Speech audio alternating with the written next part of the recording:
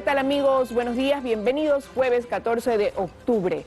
14 días después de que el CAL negó a trámite el proyecto de ley de creación de oportunidades, el gobierno resolvió que buscará nuevamente una respuesta por parte de la Asamblea, poniendo a prueba esa intención de analizar y debatir el proyecto que remita el Ejecutivo. Para ampliar los detalles nos acompaña el viceministro de Economía, Bernardo Orellana, a quien le doy los buenos días. Bienvenido, gracias por estar con nosotros. Muy buenos días, Liz. Buenos días a toda la audiencia. Bueno, ayer el presidente Lasso dio a conocer que ya no remitirá el proyecto como un todo unificado, sino que más bien lo enviará en tres partes. Lo tributario por un lado, lo laboral por otro y lo que respecta al tema de inversiones, pues en un tercer envío. Quería preguntarle si más allá de este cambio, ¿no? De ya desintegrarlo, para no correrse el riesgo de que nuevamente le digan que no cumple con lo estipulado en cuanto a unidad de materia, ¿se dan también modificaciones en la parte tributaria a propósito de que habló que también serían correcciones, acogiendo lo que se ha comentado, se ha cuestionado previamente? Buenos días. Definitivamente el plan se cambia. Teníamos un plan económico que siempre va a tomar las tres partes que tiene la economía. La parte de los empleados, los empleadores y el Estado. Entonces, digamos, estábamos con la parte laboral, estábamos con la parte fiscal y también con la parte de inversiones. Pero, digamos, eso no ha sido posible políticamente. El plan económico sigue y lo que vamos a tener en realidad es, vamos a comenzar con la parte tributaria. La parte tributaria es quizá la más urgente.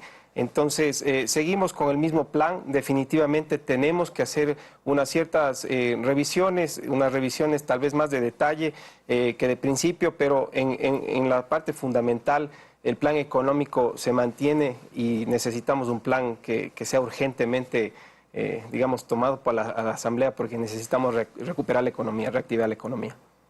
Esos ajustes que realizarán, quizás, ¿en qué sentido pudieran ir? Ayer el presidente Lasso decía, por ejemplo, que en cuanto al impuesto al patrimonio, el enfoque se le iba a direccionar en su mayoría a las empresas y procurar que afecte en un menor sentido a las personas naturales.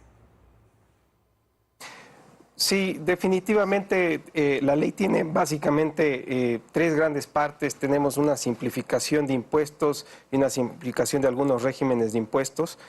Tenemos por otro lado la parte de contribuciones especiales y tenemos, digamos, la parte del impuesto a la renta. Entonces, definitivamente creo que podemos hacer unos ciertos cambios y como ha dicho el presidente, estamos revisando ver qué más podemos hacer por el lado de empresas para tratar de afectar lo menos posible al bolsillo de los ecuatorianos, pero sin duda alguna tratar de equilibrar las finanzas públicas, que es el objetivo de largo plazo que tiene que tener el gobierno. Entiendo que todavía están en proceso de revisión de cuáles van a ser las otras modificaciones, entonces, que podrían incluirse en cada uno de los aspectos. ¿Cuándo será ya remitido este primer proyecto, que sería lo tributario dado los tiempos, ¿no? Para poder gestionarlo, ver la posición de la Asamblea en cuanto al trámite, debate y que así pues quede aprobado antes de que concluya este año? Sí, definitivamente hemos estado ya revisando los números en los últimos días. Generalmente esto, digamos, tiene ciertos modelos por atrás y pues hemos estado dándole la vuelta en varios escenarios y pues teniendo este escenario político ya habíamos venido trabajando en algunos de los números. Entonces, en unos pocos días seguramente vamos a estar dando un poco más de detalles de acuerdo a cuáles van a ser los cambios. Lo importante que no hay que perder de vista es que este plan fiscal tiene dos grandes partes. Entonces, la parte, digamos, que viene por el esfuerzo tributario solamente una cuarta parte, un 25%. Heredamos un déficit de 7.000 millones del año anterior y tenemos que tener un balance financiado para el fin del periodo presidencial. Entonces, las tres cuartas partes en realidad va a venir más por el lado de la eficiencia del Estado. Entonces, eso no ha cambiado, eso es algo que ya está. Estamos cobrando también muy bien los impuestos, estamos haciendo reformas en la parte de las compras públicas. Entonces, digamos, si bien esto ha sido una pequeña demora, queríamos que sea más rápido, queremos una recuperación mucho más rápida, que es lo que hemos hecho ya con la vacunación también. Ahora nos vamos a tener que esperar un poquito más, pero seguimos trabajando y iremos dando un poquito más de detalles respecto a los tributos en los siguientes días. ¿Y qué pasaría, viceministro, si pese a este cambio que han hecho, ya no de presentar el proyecto como un megaproyecto de ley, como un todo, sino por separado. La Asamblea, con esta crisis política también actual, no responde como esperan, siguen encontrando trabas, bloqueos, el análisis o la discusión no prospera en el sentido en que ustedes anhelan. ¿Qué pasaría con esa reforma tributaria? Más aún cuando también está dentro de los temas de un acuerdo con el Fondo Monetario Internacional.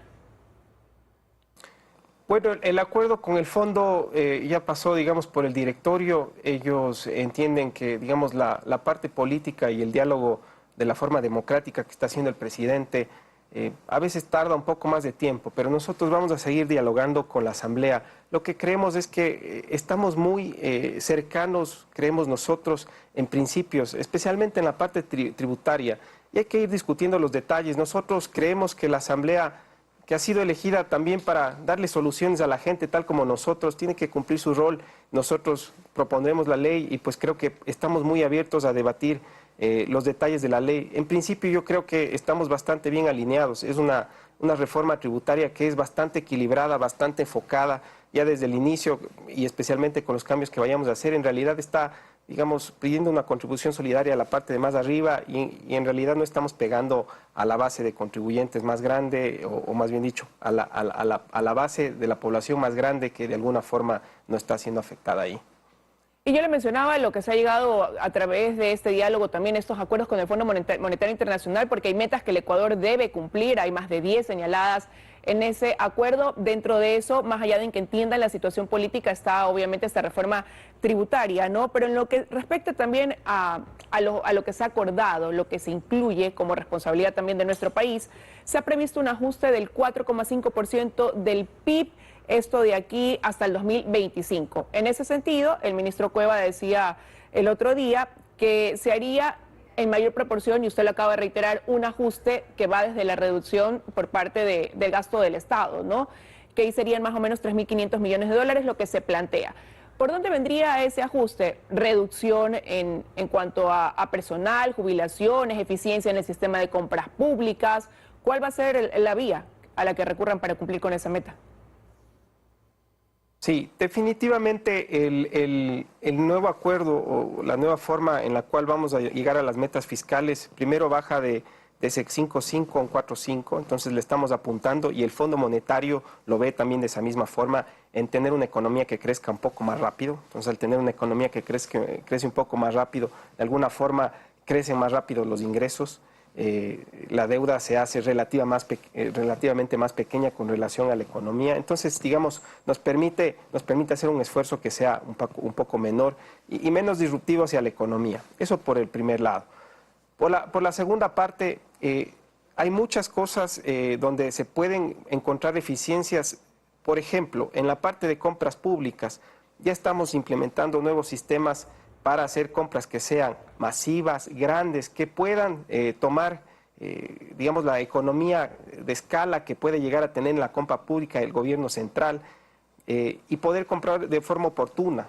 Y a eso súmele que tampoco, digamos, queremos tener más claridad, más transparencia, no queremos tener corrupción. Entonces, con todo eso, digamos, ya podríamos tener un gran ahorro desde ese lado.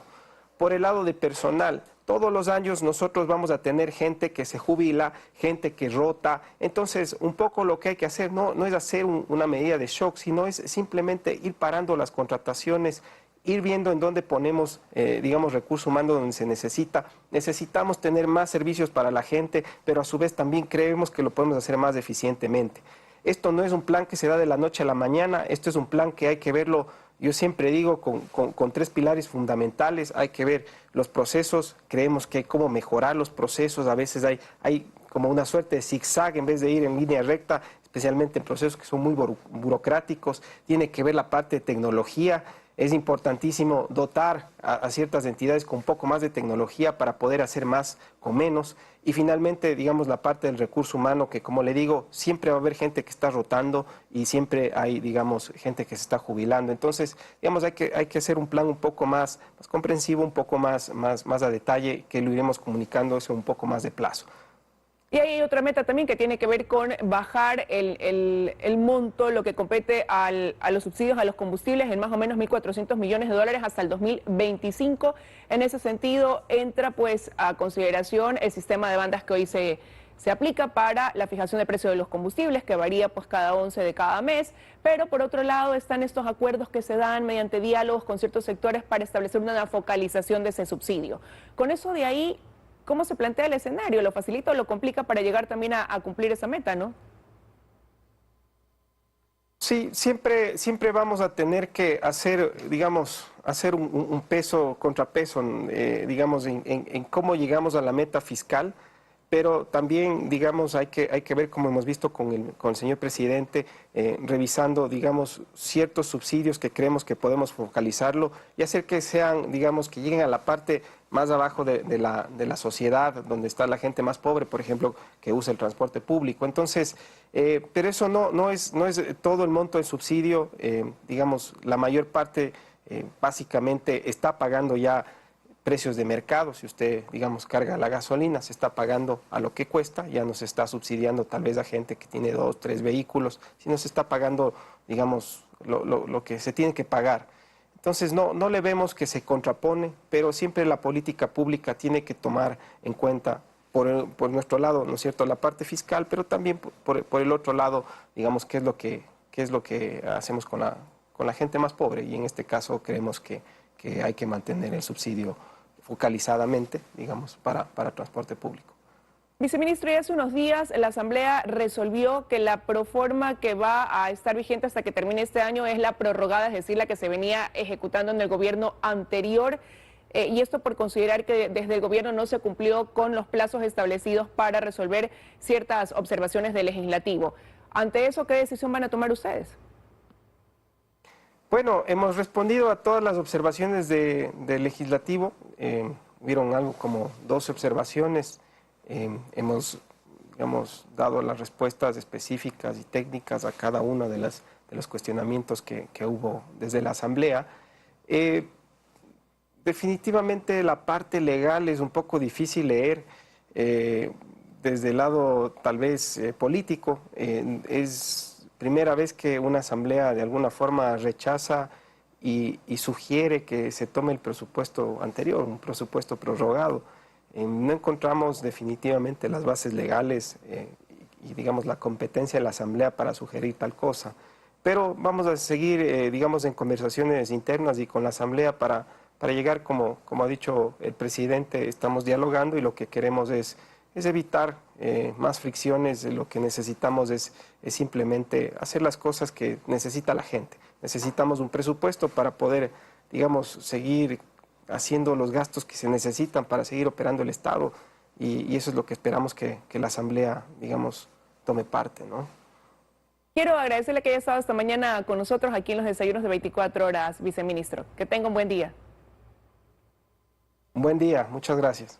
Gracias a usted.